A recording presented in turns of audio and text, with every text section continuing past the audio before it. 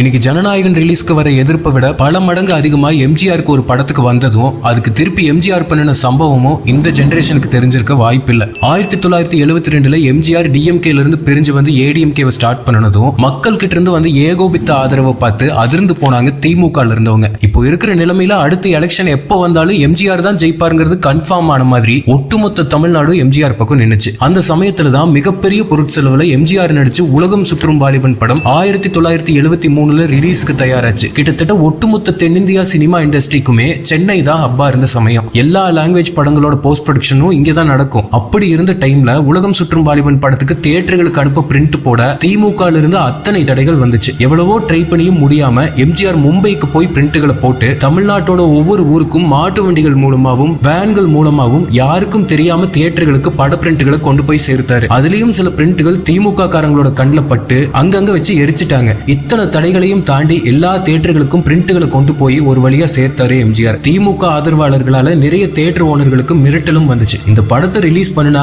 தியேட்டரே இருக்காதுன்னு. ஆனா அதையும் தாண்டி எம்ஜிஆர் மேல இருக்க அன்பால தைரியமா தியேட்டர் ஓனர்கள் ரிலீஸ்க்கு தயாரானாங்க. தமிழ்நாடு ஃபுல்லா ஒட்டப்பட்ட போஸ்டர்கள் கிழிக்கப்பட்டுச்சு. இந்த படம் ரிலீஸ் ஆகிற விஷயம் மக்களுக்கு போய் சேரவே கூடாதுங்கிறதுல உறுதியா இருந்தாங்க எதிர்கட்சி. ஆனா அதையும் சவாலா எடுத்துட்டு முதல் முறையா போஸ்டருக்கு பதிலா தமிழ்நாடு ஃபுல்லா ஓடின ரிக்ஷாக்கள்லயும் கடைகள்லயும் படத்தோட ஸ்டிக்கர்கள் மக்கள் கண்ணில் படுற மாதிரி ஒட்டப்பட்டுச்சு. திமுகவோட அன்னைய மதுரை மேயர் முத்து இந்த படம் மதுரையில ரிலீஸ் ஆனா நான் சேலையை கட்டிக்கிறேன்னு சவால் விட்டாரு. இது சும்மா விடக்கூடாதுன்னு எம்ஜிஆர் அந்த சவாலை ஏத்துக்கிட்டு படத்தோட ஃபர்ஸ்ட் டே ஃபர்ஸ்ட் ஷோவை மதுரையில ரிலீஸ் பண்ணாரு. ரிலீஸ் டே அன்னைக்கு தமிழ்நாடு முழுக்க இருக்க தியேட்டர்கள் இருக்க ஏரியாக்கள்ல பவர் கட் பண்ணாங்க. முதல் முறையா எம்ஜிஆரோட உதவியில தியேட்டர்கள்ல ஜெனரேட்டர் உதவியோட படம் ஓட ஆரம்பிச்சது. எம்ஜிஆரோட பரம ரசிகர்கள் இதை தன்மான பிரச்சனையா எடுத்துக்கிட்டு தியேட்டர்கள்ல ஆயிரக்கணக்கில் குவிஞ்சாங்க. இத்தனை தடைகளையும் தாண்டி தமிழ் சினிமா அது வரைக்கும் பார்க்காத மிகப்பெரிய வெற்றியை பெற்றுச்சு உலகம் சுற்றும் வாலிபன். படம் வெளியான 50 நாள்ல அப்போவே 60 லட்சம் கலெக்ட் பண்ணி ரெக்கார்ட் பிரேக்கிங் வசூல் ஆச்சு. படம் ஓடுனா நான் புடவையை கட்டிக்கிறேன்னு சவால் விட்ட மேயர் முத்துவோட மதுரையில